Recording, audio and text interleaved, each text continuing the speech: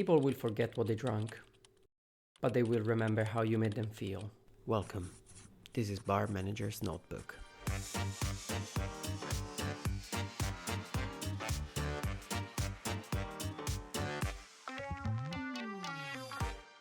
Today's episode, it's all about hospitality, not just about service, but about the emotional connection that we make with our guests and that makes them coming back to our bars. Service is the technical delivery of a product. Hospitality, it's how you're delivering it.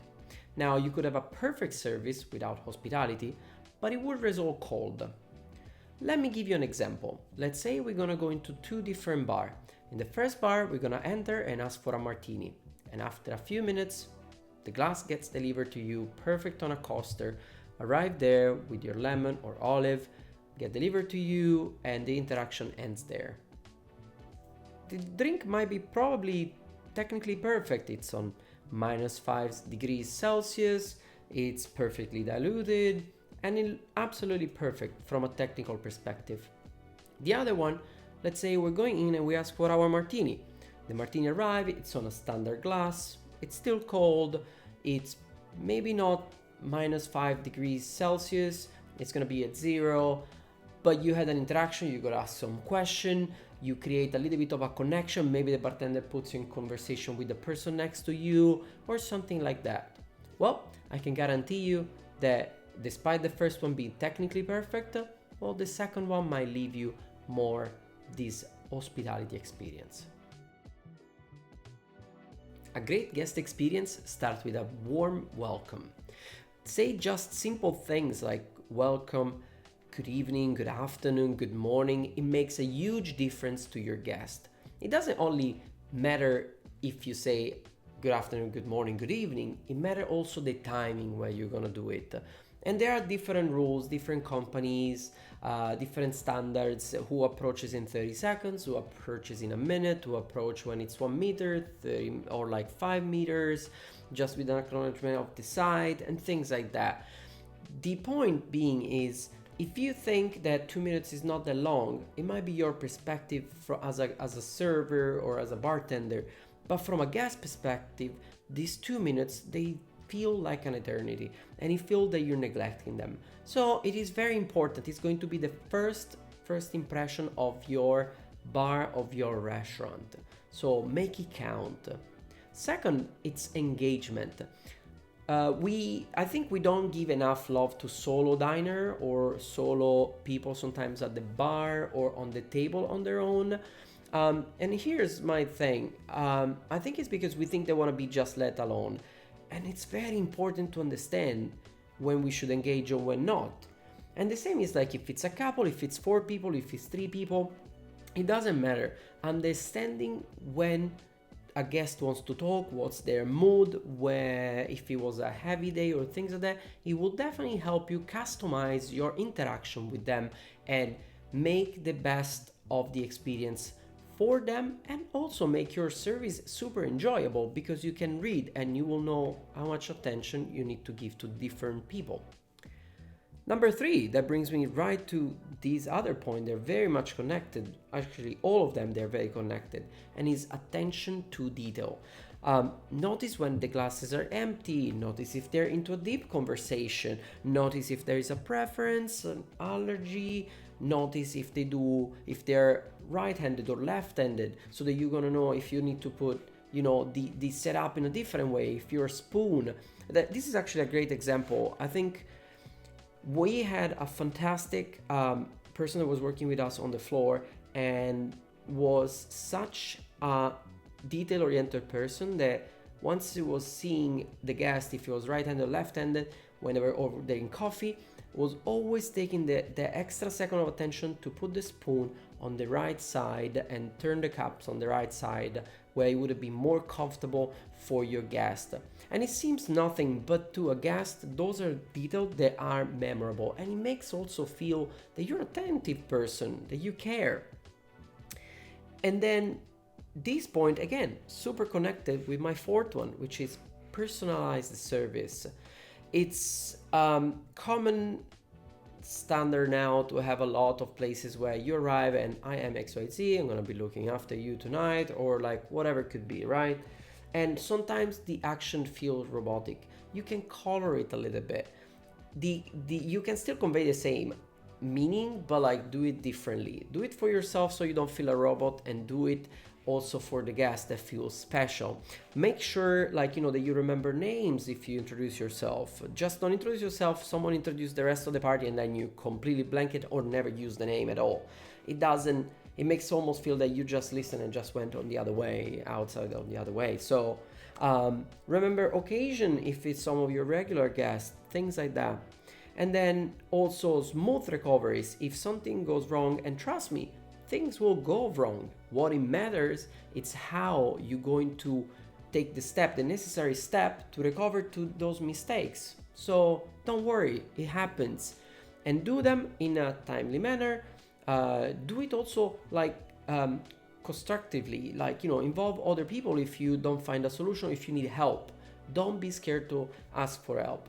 And then I want to tell you also this, a goodbye. It's very, very important. A few years ago, I was watching the preview of the movie of Charles Schumann, and I was in Paris, and one of the things that really stuck with me in my mind is like the most important guest is the one you lost.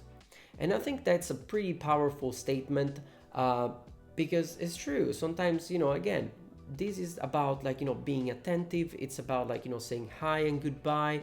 It's very, very important. Now you might have noticed another thing. Those things and those points I've mentioned are very similar if you are into, let's say, a hotel, to what we know as standard or procedures like, Forbes or LQA or leading hotel of the world and all of those, right? And we think like, well, they set the standard. Well, it's not that they set the standard. They learned those standards from what was the genuine hospitality, and they just applied with point system and a structured way of, having those into boxes. But this has always been hospitality. Creating an hospitality culture should be priority number one in your bar's list. How do you start your culture? Well, we said it in previous episode. It starts with hiring. You should hire for personality and attitude, and then you're gonna train for skills. That's the first step to take. And after, once you have your team, you will empower them. How? Well, allow them and give them some boundaries, give them some rules, and let them act genuinely towards the guest. Example is like, if there's a special occasion, don't do the usual little square cake you're gonna give to everybody, maybe a table next to each other as a last gesture before you leave, or things like that. Take inspiration from people that have been telling great story about hospitality, and maybe you could do a gesture in between courses, maybe one at the beginning, or obviously, there are moments when you can do it. You won't do it when your line is full and chef cannot deliver you something special, but you have to read those situations. Maybe you overheard that someone likes Sauterne, and maybe you're gonna offer a little drop at some point. Maybe you heard other things. Someone is a person that loves flower, and maybe you're gonna give them a rose because your, hotel has a flower department inside, or things like that.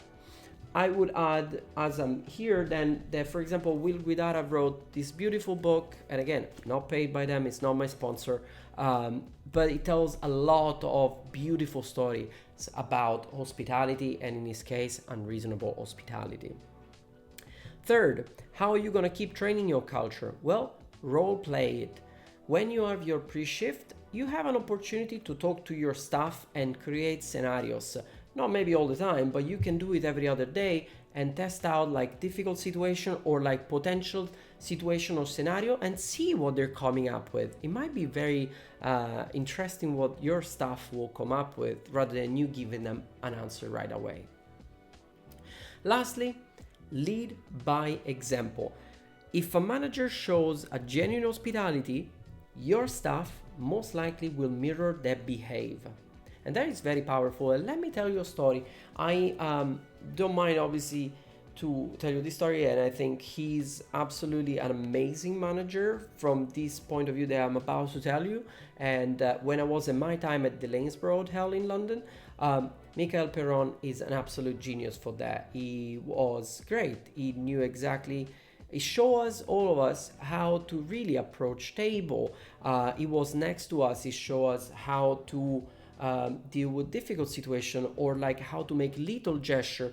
And he also allow us to take care of other people when there was the opportunity. Like when we heard some stuff, we saw genuine gesture, and I think he was absolutely great with the guest, and he showed us the way how it should be, how to walk the floor, how to approach it, and really he would welcome you and as a first person and last as well to go. So that's also the example you want to set for your staff. Also, culture, it's not just on the floor. That's another very important thing. Culture, it's everything, every time, anywhere.